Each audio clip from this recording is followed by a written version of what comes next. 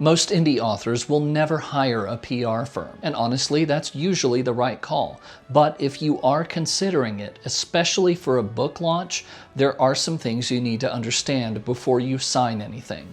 Because once you're in a PR campaign, it's very easy to realize too late that your expectations were never grounded in reality. This video isn't about naming names, it's about hard-learned lessons. Think of this as buyer beware, PR firms and indie authors, or really PR firms and anyone who hasn't worked with them before.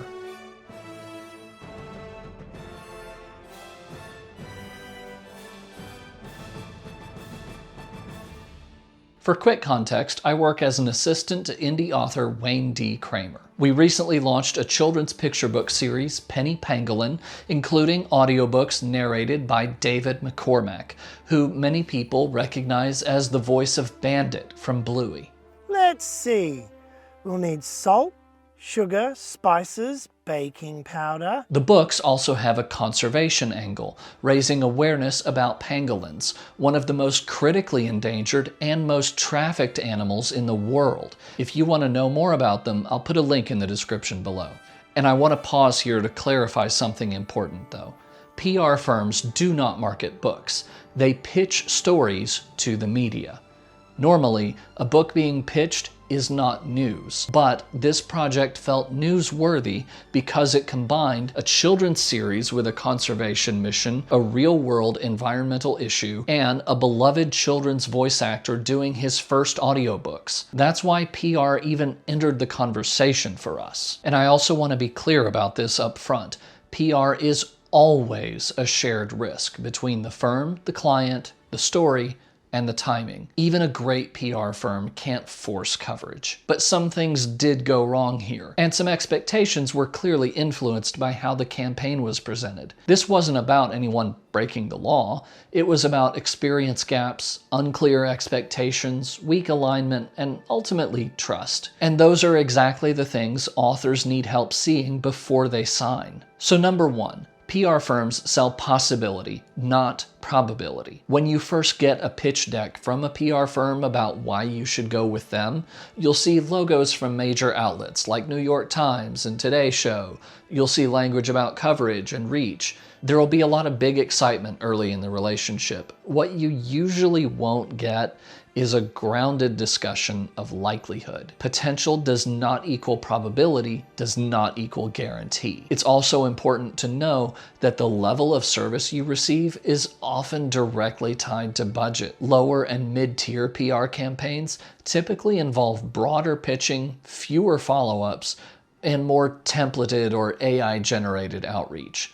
That may not be wrong exactly, but it does need to be understood. But I also want to pause here and say this clearly. This campaign was not a total failure. We did get some meaningful wins. We received strong editorial coverage, including a feature from Children's Book Review, which did a really thoughtful job highlighting both the books and the conservation message. We were also featured in the Louisville Courier-Journal, and that helped legitimize the project and its mission in a way that matters. And we secured a live on-camera TV interview with In the Mix on ONNJ, which in the PR world, that is a real tangible broadcast win. So this isn't a story about how nothing worked. It's about how expectations, cost, and outcomes didn't align the way we were led to believe they would. Number two, PR language is often ambiguous on purpose. PR contracts often use language that sounds specific but really isn't. Terms like reviews, early reviews, children's book reviewers. To an author, that might reasonably sound like reader reviews and Amazon or Goodreads traction. But in PR, those terms often mean editorial consideration, Kirkus, Publishers Weekly. And those are good things, but even then, outcomes are not guaranteed and costs may be separate. If a term feels vague, don't assume the best interpretation. You must be out of your mind. Ask, what does this mean in practice and what does it not include? Then get that clarification in writing in the contract, because number three, expect nothing that isn't in the contract. Now this is a big one. If something is mentioned in emails, sales calls, pitch decks, friendly conversations, but it's not spelled out in the contract, assume it doesn't exist, even if it's in writing, such as in emails. In our case, there was language about ongoing support in email communication. Later, when that support didn't materialize, the response was simple. It's not in the contract. Legally correct? Yes. Ethically reassuring? Not really. The lesson is simple. Only the contract matters. Everything else is just vibes. Number 4, you should see the pitch copy before it goes out.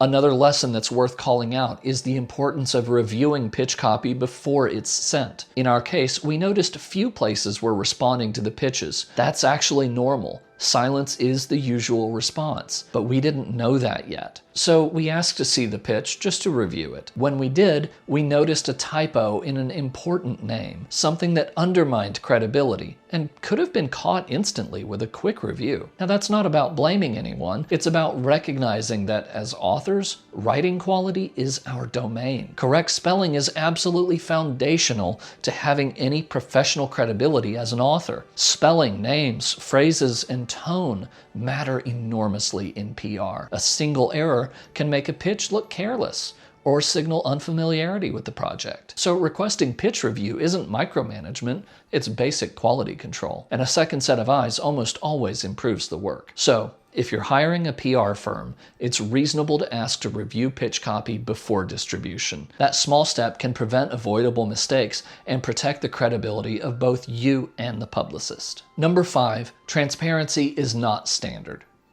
The next big surprise for us was how opaque PR often is by default. You probably won't see pitch emails, or know who's being contacted when, or have visibility into follow-ups. What you often receive instead is a periodic summary of activity. A lot of that opacity exists to protect the firm's media contacts, and that's understandable. Those relationships are proprietary. If clients were copied on every pitch email, they could just reach out directly, and the firm's value would disappear. Still, the lack of transparency can feel uncomfortable when you're spending thousands of dollars per month. So it's reasonable to want more than, here's what we did, trust us. It really becomes a trust but verify situation. If we did this again, we'd ask for a living activity log, something like a shared Google Sheet with enough detail to see progress as it happens. This isn't about assuming bad faith. It's about accountability, clarity, and having a paper trail that helps you understand where your money is going and what's actually being attempted on your behalf. Even if any log could theoretically be faked, greater detail still provides more confidence than a high-level summary, and it enables more productive conversations if something isn't working. Number 6, celebrity does not equal leverage. Another assumption many potential PR clients might make, and we did too, is that a recognizable name will automatically move the needle. It usually doesn't. PR firms don't always have a ready-made plan for leveraging your specific assets unless you push for one. Even if the use of those assets seems pretty obvious. That doesn't mean they're incompetent, but it does mean you should ask explicitly, how will this be used, in which pitches, and on what timeline?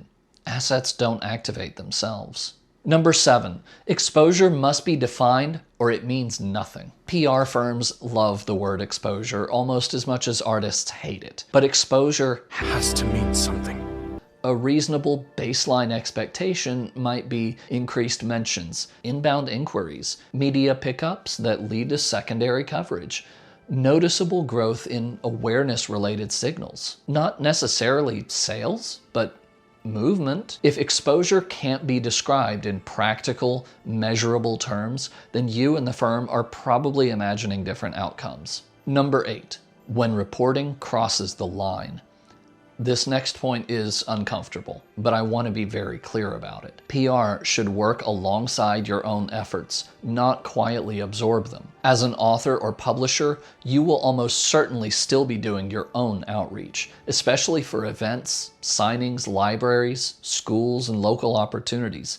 That's normal. What's not normal is this. We discovered that events we personally arranged, events we initiated, scheduled, organized, and executed ourselves with our contacts were later listed in the PR firm's monthly reports as successful outcomes of their campaign. Now, the only reason the PR firm was even aware of some of these events is because we copied them on initial outreach emails. We did that intentionally to make ourselves look a little more impressive and credible to libraries and bookstores by showing that we had professional PR support behind us. The PR firm did not participate in the email conversations or schedule the events. They didn't negotiate terms, coordinate logistics, or do the work required to actually make those events happen. They were just copied in. And later, those events appeared in their report as campaign successes. Now, this isn't about bruised egos or who gets credit. It's about misrepresenting work. PR reports are how clients evaluate performance. When client-generated outcomes are presented as PR-generated results, it inflates perceived success and makes it impossible to honestly assess what the firm itself is accomplishing. So the lesson here is not don't do your own outreach. You absolutely must. The lesson is this: be explicit in writing about what the PR firm is responsible for. Be equally explicit about what does not count as a PR-generated result. And read campaign reports carefully, not just for volume, but for accuracy. I can't speak to intent, only to what was reported and how it appeared to us as the client. But seeing our own hard-won events listed as PR successes was frankly where trust started to break down for us, which leads to the most important one of all. Number 9. PR is a trust-based relationship. One thing this experience really clarified for us is that the client-publicist relationship is built entirely on trust. Have I ever given you reason not to trust me? Because PR is opaque, and because you're often not seeing the emails being sent, the conversations happening behind the scenes, or the follow-ups that may or may not land, at some point you just have to trust that the work is being done competently and in good faith. If you don't trust the people you're hiring, or if transparency is so limited that trust can't reasonably form, the relationship starts to break down almost immediately. At that point, every update feels too vague, every result feels insufficient, and every missed opportunity feels personal. That doesn't mean someone is lying. It means the structure of the relationship no longer supports confidence. That's why things like clear communication, realistic expectation setting, and visible accountability aren't just nice to have in PR, they're critical. If trust isn't there, PR doesn't fail slowly, it fails fast. But it's also worth saying that our PR journey isn't actually over. One of the final components of the primary campaign is a broadcast tour, initially facilitated by the PR firm, that we expect to reach around 20 broadcast markets. That tour does come at a significant additional cost, thousands more, which was not included in the core campaign fee, but it does have real potential to build long-term credibility. We also have upcoming PR efforts with other firms planned in the UK and Australian markets, which carry less financial risk and depend heavily on having proper distribution already in place. So ideally, all of these efforts feed into each other. Broadcast credibility helping future outreach, international PR reinforcing legitimacy, and everything contributing to a longer-term brand presence. So this isn't about PR firms being good or bad, it's about understanding what you're actually buying, what it costs, and what kind of results are realistic at each stage. So when does PR make sense and when does it not? Like I said before, PR is not marketing. It supports marketing, but it doesn't replace it. PR rarely directly drives sales. It's about legitimacy, visibility, and story amplification. For most indie authors, PR only makes sense when there's a genuinely newsworthy angle, you already have momentum elsewhere, and you're prepared for uncertain ROI. We had a celebrity and a cause and still felt disappointed, but that doesn't mean PR never works. It means expectations need to be clear and realistic.